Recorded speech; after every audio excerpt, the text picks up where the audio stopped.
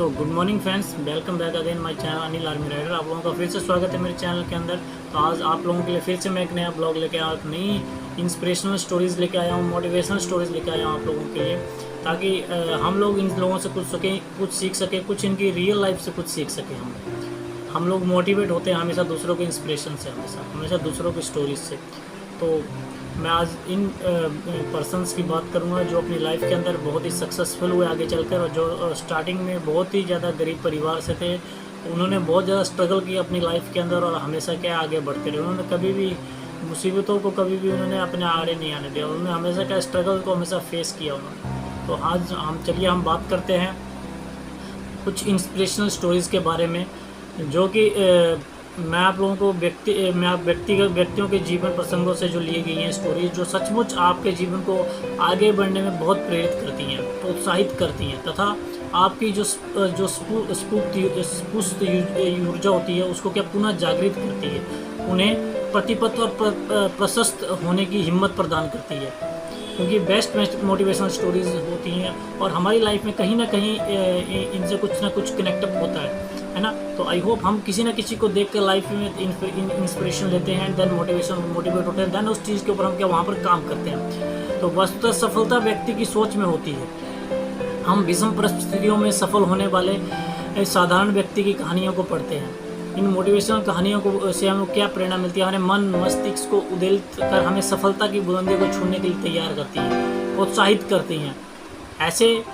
ऐसी जीवन इंस्पिरेशनल और मोटिवेशनल कहानियां हैं जो मेरे आपके जीवन की दिशा को, सोचने के ढंग को और उसको जीने के अंदाज को बदलने के लिए अपने आप में पर्याप्त ऊर्जा का संचार करती है।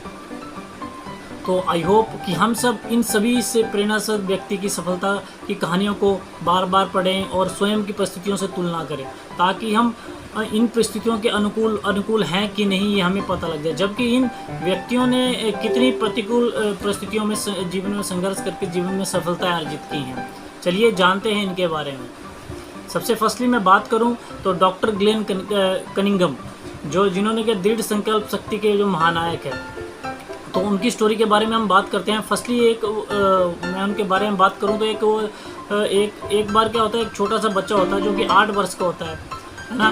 तो बच्चा क्या स्कूल में आग में बुरी तरह जल गया होता है, उसकी टांगें बुरी तरह से जल गई होती हैं। डॉक्टरों ने कहा कि वो अब कभी नहीं चल पाएगा। उसके पैरों का सारा जो मांस था वो जल चुका था।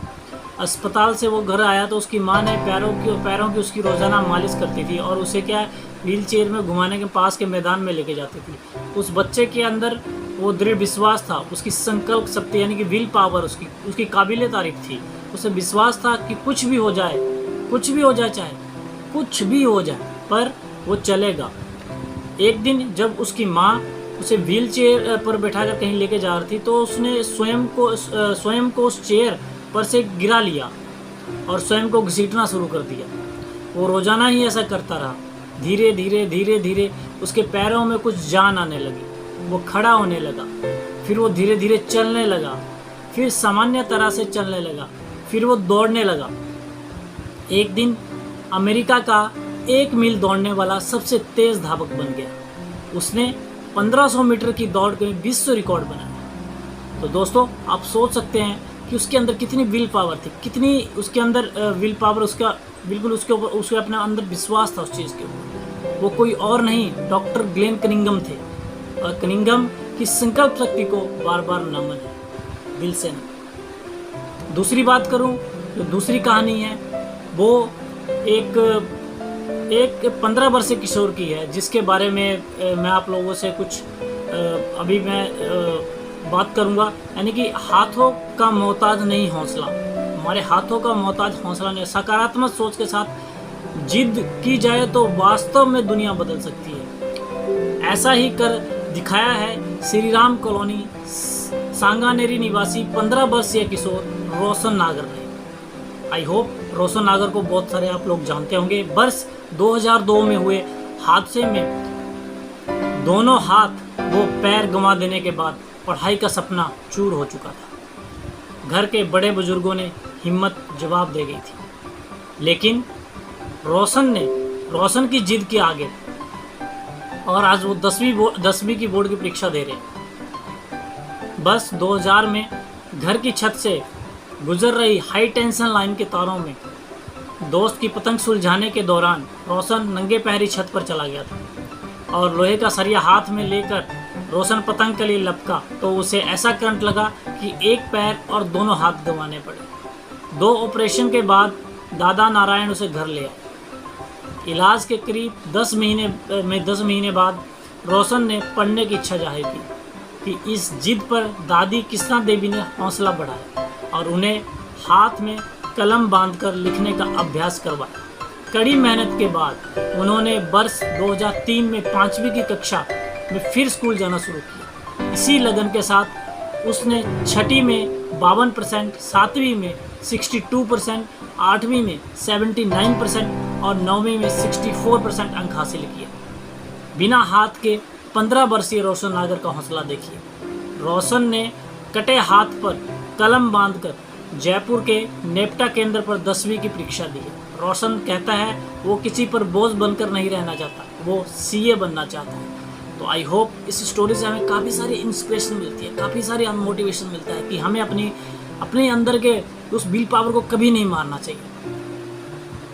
तीसरी इंस्पिरेशन स्टोरी के बारे में बात करूं तो आई होप आप सब उनको जानते होंगे, अभिनव बिंद्रा। जिद और जुनून ने उन्हें क्या गोल्ड दिलाया था। अभिनव बिंद्रा जो कि एक ओलंपिक प्लेयर रह चुके, तो आप लोगों को पता है एक ओलंपिक प्लेयर है। ओलंपिक में भारत को गोल्ड मेडल मिलने से हर भारतवासी खुशी से झूम उठा।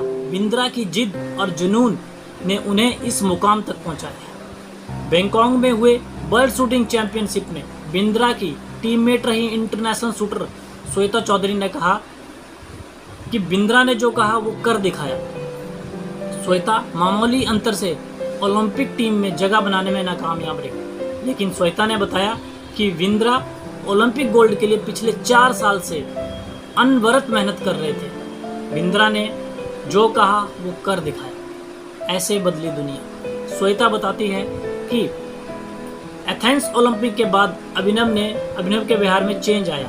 एथेंस ओलंपिक में पद हासिल ना करने के बाद उन्होंने निश्चय कर लिया था कि वो अगला मौका बीजिंग ओलंपिक नहीं गंवाएंगे। एक स्मरण सुनाते हुए श्वेता ने कहा कि बैंकॉक में वर्ल्ड चैंपियनशिप के दौरान जब भारतीय टीम के अन्य शूटर शाम को शहर घूमने गए थे, बिंद्रा जिम में एक्सरसाइज कर रहे थे। शायद अभिनव को एथेंस जो ओलंपिक्स थे उसमें पद जीतने का ये सदमा नहीं लगा। ऐसा सदमा लगा कि उन्हें व्यवहार में उनके काफ़ी परिवर्तन आ गया। उसके बाद वे रिजर्व रहने लगे। इसके पहले वो साथियों के बीच आकर हंसी मजाक करते थे। इसके बाद वो लगातार विदेशों में जाकर प्रैक्टिस करते रहे।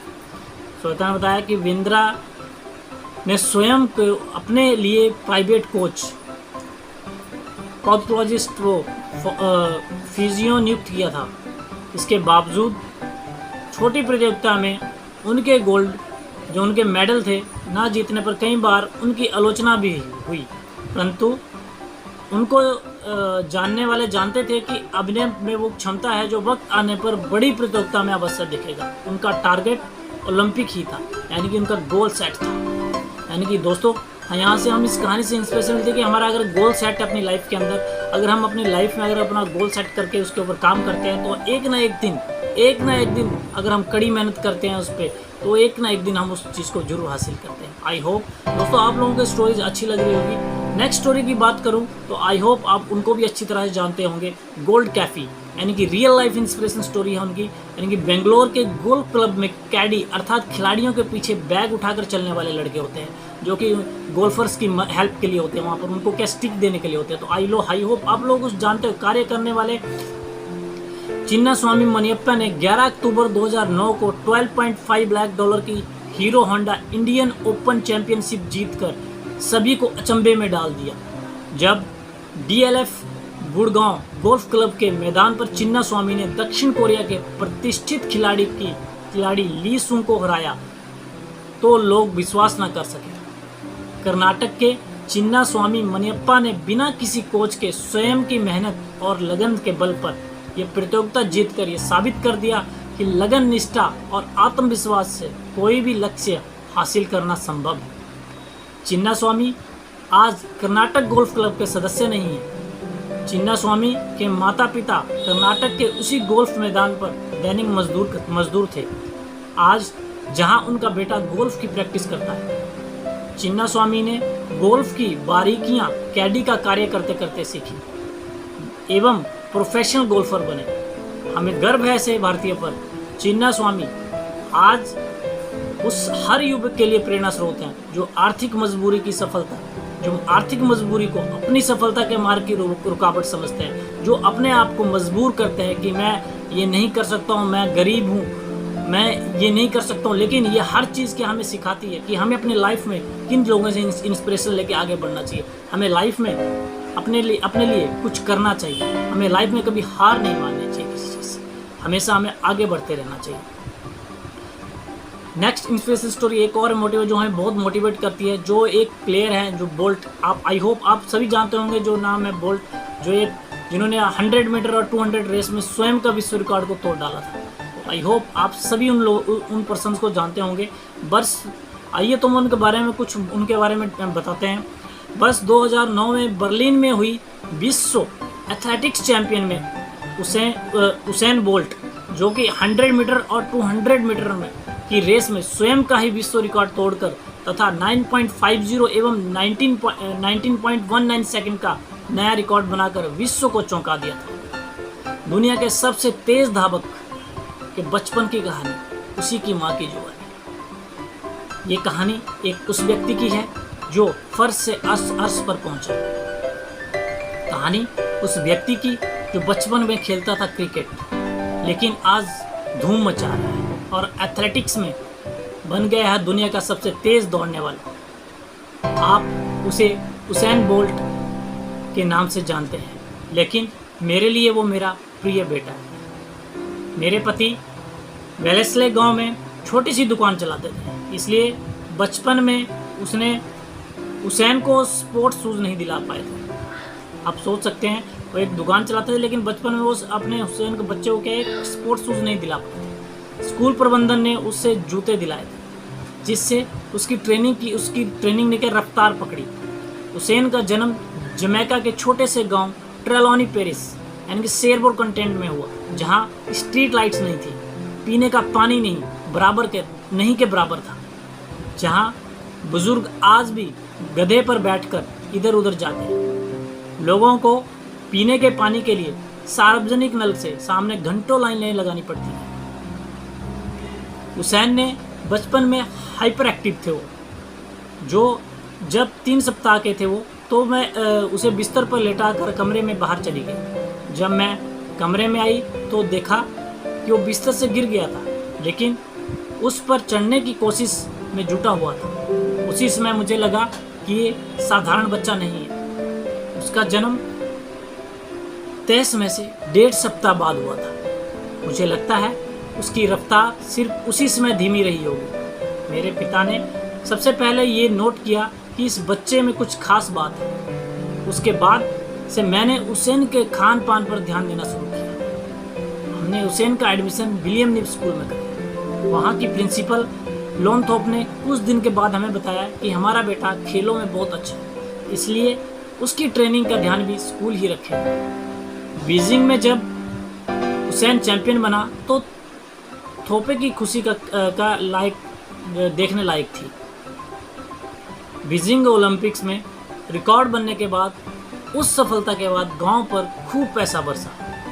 उन्होंने अपने गांव में बहुत सारे डेवलपमेंट किए, बहुत सारी उन्होंने अपने गांव की हेल्प की, बहुत सारी कुछ वहाँ पर उन्होंने बहुत सारी एक्टिविटीज़ की। तो हमें सोचना चाहिए कि हम लाइफ में अगर हमें अपने आगे बढ़ना, मेरा लक्ष्य अगर होगा तो मैं उस लक्ष्य को जरूर हासिल करूँगा। मुझे कभी भी उस लक्ष्य से दूर नहीं होना, उस लक्ष्य की तरफ हमेशा बढ़ते चले जाना। अगर मेरे अंदर वो जुनून है, वो जिद है, तो मैं वहाँ जरूर पहुँचूँगा, है ना। तो आई होप आप एक पर्सन को और जानते होंगे जिनका नाम था न्यूटन। न्यूटन को आप लोग सभी तरह अच्छी तरह जानते होंगे, जो कि विस्मताओं में भी सफल होते हैं, महान व्यक्ति है के धनी, है ना।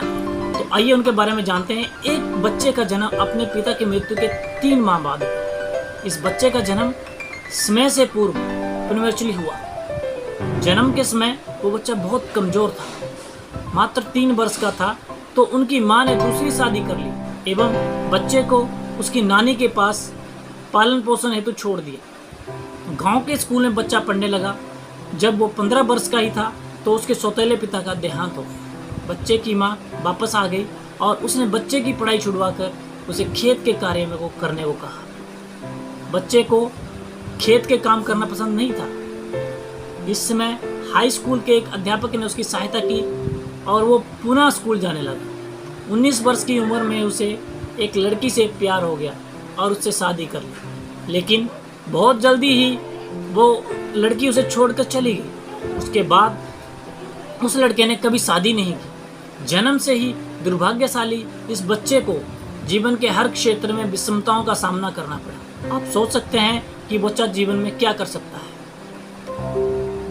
यह बच्चा बड़ा होकर विश्व प्रसिद्ध वैज्ञानिक न्यूटन के रूप में विख्यात हुआ, जिसने गुरुत्वाकर्षण के नियमों का प्रतिपादन किया।